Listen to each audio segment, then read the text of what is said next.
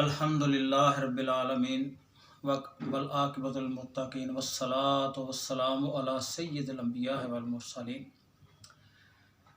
کل نفس ذائقۃ الموت، ہر نفس کو موت کا ذائقہ چکھنا ہے۔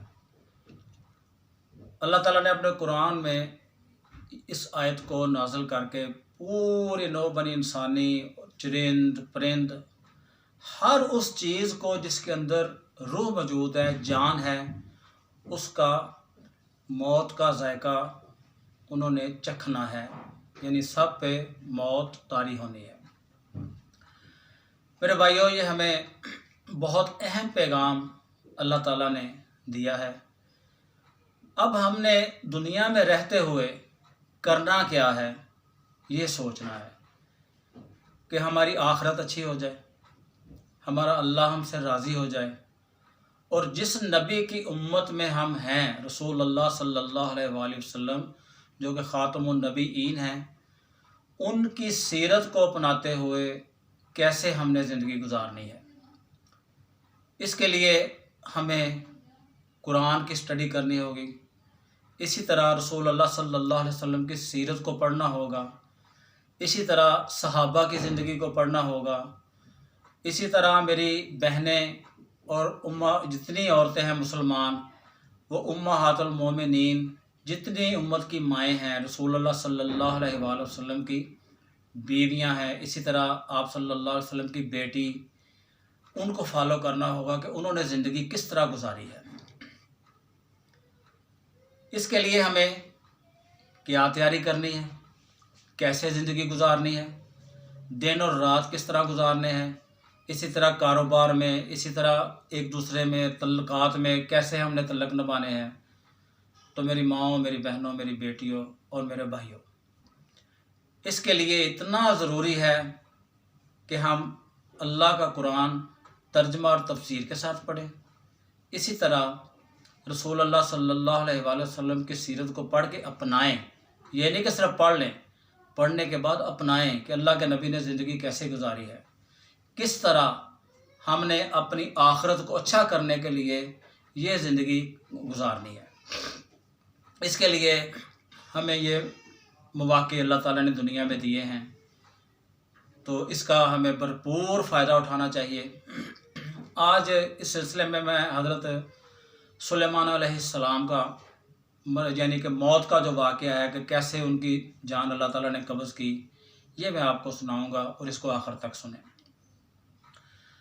حضرت سلیمان علیہ السلام کا مقام انبیاء علیہ السلام میں بہت اہم، بہت اعلیٰ ہے، اور فلسطین کے علاقے میں، جس کو ہم بیت المقدس بولتے ہیں، ہمارا پہلا قبلہ، جس کی طرف مسلمان منہ کر کے نماز پڑھتے تھے، تو اس کو حضرت سلیمان علیہ السلام نے تعمیر کیا۔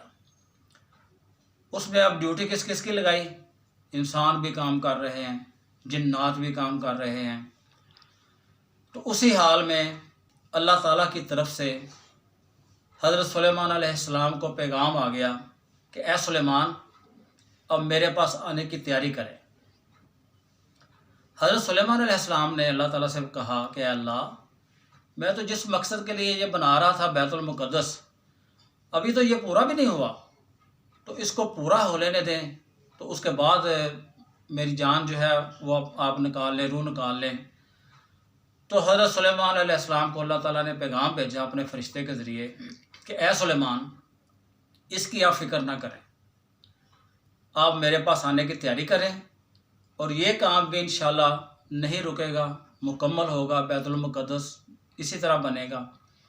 تو آپ میرے پاس آنے کی تیاری کریں، اور کام صرف اتنا سا کر لیں کہ جو آپ کے پاس آسا ہے نا، اس کے ساتھ اپنی ایسے ٹھوڑی کے نیچے رکھ کے نا، اس کو آپ کھڑے ہو جائیں۔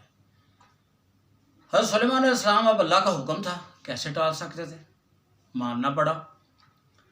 تو اس کے لیے انہوں نے پھر وہ جو آسا تھا نا، اس کو ایسے کھڑے ہو کے ایسے نیچے ٹیڑھی لگا کے اپنی جو کھڑے ہو گئے۔ تو اللہ تعالیٰ نے فرشتے سے بولا کہ جاؤ میرے نبی سلیمان علیہ السلام کی روح قبض کر لو۔ اب وہ فرشتہ جو ہے وہ روح قبض کر کے چلا گیا۔ حضرت سلیمان علیہ السلام کا ڈھانچہ پورا جسم صحیح و سالم ویسے ہی کھڑا ہے، اب جسم کے اندر روح نہیں ہے۔ فرشتے روح قبض کر کے چلے جاتے ہیں، جنات دن رات کام کر رہے ہیں، انسان دن رات کام کر رہے ہیں۔ بیت المقدس تعمیر ہو گیا۔ جب بیت المقدس تعمیر ہونے کے بعد وہ جو لوگ کام کر رہے تھے سلیمان علیہ السلام کے پاس آئے، تو انہوں نے آگے کہا کہ اے سلیمان، ہم نے بیت المقدس کی تعمیر کر دی ہے، تو آپ جا کے دیکھ لیں۔ تو حضرت سلیمان علیہ السلام کو جب دیکھا تو وہ بولے نہیں۔ انہوں نے دیکھا کہ سلیمان علیہ السلام نے کوئی جواب نہیں دیا، تو اللہ تعالیٰ نے اس عصا کے نیچے چھوٹا سا گھن لگا دیا، جس کو وہ چھوٹا کیڑا ہوتا ہے نا، وہ لکڑ کو کھا جاتا ہے، وہ اس کو لگا دیا۔ تو حضرت سلیمان علیہ السلام ایک طرف گر گئے۔ جب دیکھا تو حضرت سلیمان علیہ السلام کی روح پرواز کر چکی تھی۔ تو میرے بھائیوں، یہ نقطہ ہمارے لیے ہے، یہ سمجھانے کے لیے اللہ تعالیٰ نے ہمارے لیے ایسا کام کیا کہ ہم ایک سیکنڈ اگر نبی کو آگے پیچھے نہیں نہ ہو سکتا تو ہم بہت کمزور ہیں، بہت کمزور ہیں۔ ہم نے سوچنا ہے کہ کیا ہماری تیاری اس کے لیے ہے۔ تو جب انہوں نے دیکھا حضرت سلیمان علیہ السلام گر گئے، تو ادھر بیت المقدس بھی اللہ تعالیٰ نے مکمل کروا دیا۔ تو اس کے لیے میرے بھائیوں تیاری کریں، کیونکہ زندگی جو ہے نا، یہ موت کا وہ پروانہ ہے جس کو ہم لے کے چل رہے ہیں، جا رہے ہیں۔ اس میں تیاری کریں، آخرت کی فکر کریں، آخرت کی زندگی کیسے ہم اللہ تعالیٰ نے جو انعامات ہمیں دینے ہیں وہ الحمدللہ جب ہم پورے صحیح اچھے اخلاص سے، پورے خلوص کے ساتھ ہم اس کو کریں گے، اللہ اور اللہ کے رسول کی اطاعت کے مطابق، جو اللہ رسول نے بتایا ہے اس کے مطابق زندگی ہم گزاریں گے، تو انشاءاللہ العزیز ہماری آخرت بھی اچھی ہو جائے گی۔ اور اس پیغام کو مت بھولیں، کل نفس ذائقۃ الموت، ہر نفس کو موت کا ذائقہ چکھنا ہے۔ تو میرے بھائیوں، اس کے لیے تیاری کریں، اس کے لیے بھرپور تیاری کرنے کی ضرورت ہے۔ وہ کس طرح ہوگی؟ نماز کا وقت ہے، نماز پڑھیں، قرآن کو ہم اپنے روزانہ کے معمول میں لے کر آئیں کہ اس کی تلاوت کریں، بے شک 2 رکوع 4 رکوع 5 رکوع جتنے بھی ہم پڑھ سکتے ہیں۔ اسی طرح اللہ کے نبی کی سیرت اپناتے ہوئے اللہ تعالیٰ نے کس طرح ہماری زندگیوں میں ہمیں کس طرح پیدا کیا ہے اور کیا کیا چیز ہماری فطرت میں ہے، تو ان چیزوں کو دیکھنے کی ہمیں ضرورت ہے، پڑھنے کی ضرورت ہے، عمل کرنے کی ضرورت ہے۔ تو اللہ تعالیٰ مجھے اور آپ کو عمل کرنے کی توفیق عطا فرمائے۔ وما علینا الا البلاغ المبین۔